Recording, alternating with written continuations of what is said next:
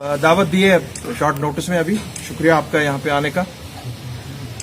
मैं 2 समन्स की कॉपी आपको प्रेस को आज दे रहा हूं।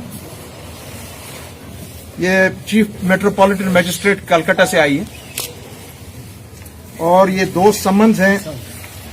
एक है शेख इमरान के नाम और दूसरी समन है संदीप मावा के नाम। इन दोनों को 6 जून 2023 को कलकत्ता में अपने आप को पेश करना है चीफ मेट्रोपॉलिटन मजिस्ट्रेट के सामने। इन्होंने फॉल्स और डेरोगेटरी एलिगेशंस मेरे ऊपर दी थी जब यहाँ पे वो एनक्रोचमेंट का केस हुआ था नीडोज का, और उसके बाद बड़ी वेनमस स्टेटमेंट्स दी थी हमारे बारे में बगैर फैक्ट को चेक किए। उन्होंने कागजात दिखाए थे और ये भी कहा था कि जो मैं कागजात वहां पे दिखा रहा हूं वो कागजात सब जाली हैं, बोगस हैं, और मैंने और मेरी फैमिली ने ये लैंड माफिया हैं। और उसके साथ साथ बहुत ही नाजायज किस्म के अल्फाज इस्तेमाल किए थे उनने भी और संदीप मावा ने भी। और ये उन्होंने इंटरव्यूज दिए थे 1 फरवरी जो लोड हुआ था 6 फरवरी को मावा साहब का, और शेख इमरान साहब ने 1 फरवरी को दिया था कश्मीर क्राउन में, जो लगभग 8 लाख लोगों ने हिंदुस्तान में देखा था। और बाबा साहब का इंटरव्यू शायद 2 लाख 3.5 लाख लोगों ने देखा था, जो न्यूज इनसाइडर और टाइपराइटर में आया हुआ था। इसमें ये उनने कोशिश की थी करना, क्योंकि मैंने कलकत्ता में केस क्यों किया, क्योंकि मेरा काम पिछले 30-35 साल 40 साल से कलकत्ता में उसका हेडक्वार्टर है। और ये सब देख के जितने भी मेरे मुलाजमीन हैं, मेरे एसोसिएट्स हैं, उन्होंने मुझसे भी राब्ता किया कि ये क्या बात है, क्या आप लोग वहां के जम्मू कश्मीर के लैंड माफिया हैं। इस तरह से बातें आज हम देख रहे हैं पूरी टीवी में, आपके ऊपर जबरदस्त इल्जामात लगाए गए हैं। सो हमने फिर ये मुनासिब समझा, क्योंकि ये डेफेमेशन का मामला बनता है और ये फॉल्स एलिगेशंस हैं, इसकी सजा बहुत ही खतरनाक होती है। शेख इमरान वो डिप्टी जो भी है शेख इमरान, मैंने देखा था वो जो है कोई यहाँ का जो अपने आप को बोलता बड़ा लीडर है। और उन्होंने जो जैसे इमरान साहब ने बातें की थी कि ये बुलडोजर 40 कनार बचाने या कशिर पड़ बनाने या बुलडोजर ब्रोट करें ना पन 40 कनाल बचा थी। अपने आपका पेट नहीं भरा, 103 कनाल के बावजूद 40 कनार घास चराई लेके बैठे हो, और आप लोग सीआरपीएफ और बीएसएफ का वहां से जो आपको रेंट मिलती है वो भी खा जाते हो। हमारा न कोई ताल्लुक है इस लैंड से, न कोई बात ही है, न मुझे पता है कि ये 40 कनाल कहाँ है और क्या है। जो सरकार ने ये वहां पे कार्रवाई की थी और हमारा नाम सामने लाया था, और चूंकि मैं उस वक्त वहां दिल्ली जा रहा था और मैं सामने उस वक्त आ गया, तो उन्होंने कहा कि शायद हमारा ही सब कुछ है। उसके अलावा अब मसला ये है इनका, और खुसूसन इनका अपने इसमें से ये बिलीव कराया गया लोगों को यहां पर भी और पूरे हिंदुस्तान में कि हमने डॉक्यूमेंट्स फोर्ज किए हैं जमीन के।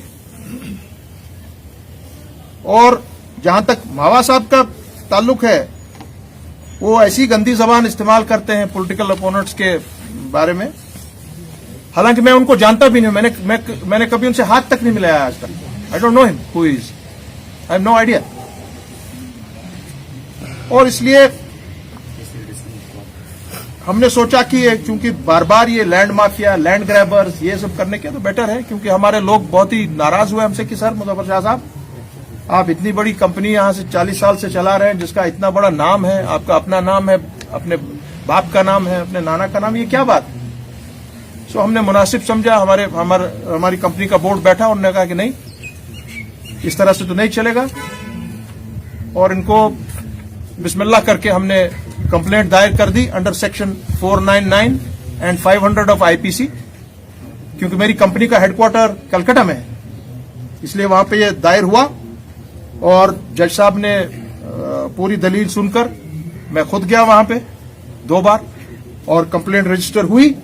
और कल जब हमारी एएनसी का सेशन चल रहा था, उसी वक्त ये मुझे इतला आई कि ये 6 तारीख को इन दोनों साहब को कलकत्ता चीफ मेट्रोपॉलिटन मजिस्ट्रेट के सामने अपने कागजात लेकर आना पड़ेगा, जो वो दिखा रहे थे कि ये जाली है और ये क्या है, और ये कार्रवाई बाज़ाब्ता तौर कानूनन चलेगी।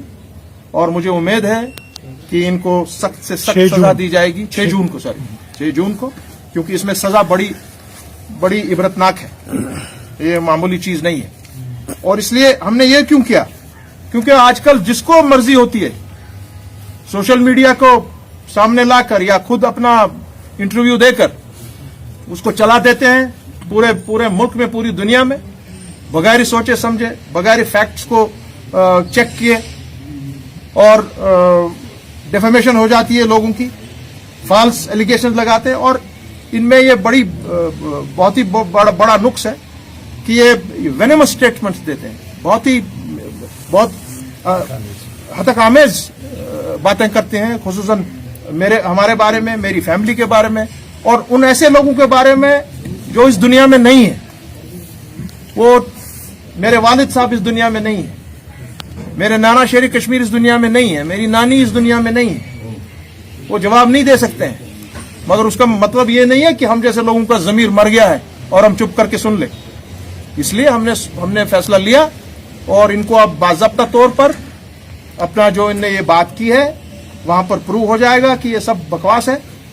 सो law will take its course and I am sure they will gate